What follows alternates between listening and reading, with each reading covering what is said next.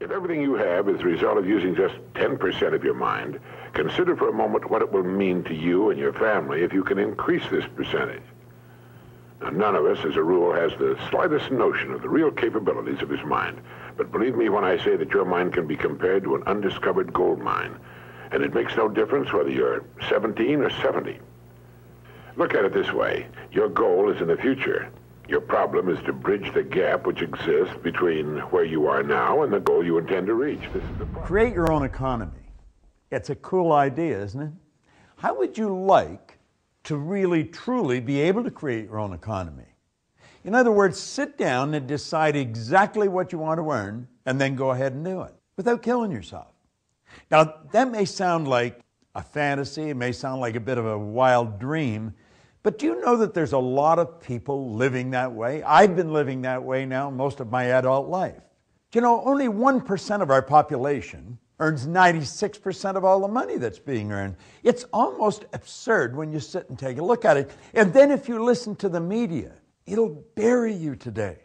All the bad news, the television, the radio, the newspaper, it sounds like the whole world's falling apart financially. But I'm going to tell you something, it's not.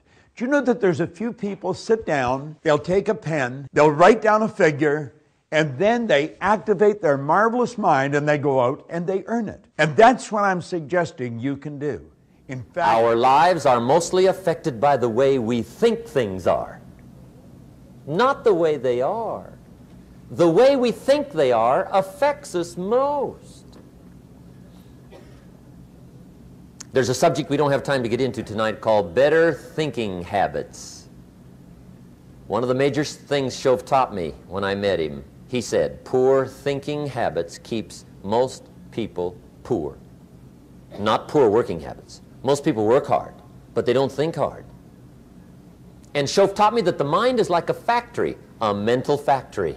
And whatever you think about all day long pours ingredients into this mental factory. And that's what builds the economic, social, financial fabric of your life. He quoted me a Bible phrase that says, as you think, so you become. How awesome. When he talked about poor thinking habits, he had me. I used to start the day reading the morning newspaper. I mean, you can believe that or not. I'd get a cup of coffee and read the paper. I'd load up on wars and riots and murders and stabbings and killings and bank robberies and muggings and car wrecks and tragedies. I'd even read the back pages. I seem to like that stuff for some weird reason. I'd load up on all that, and then I'd start the day. You can imagine the kind of days I used to have.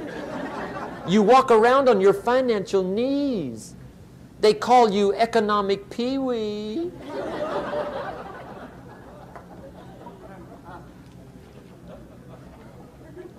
The guy says, I want to be a great leader. Wonderful. The first thing we do is follow him to his house. When we get there, we walk in and check his library, number one. Somebody says, well, why check his library? The reason is because what a man reads pours massive ingredients into his mental factory, and the fabric of his life is built from those ingredients.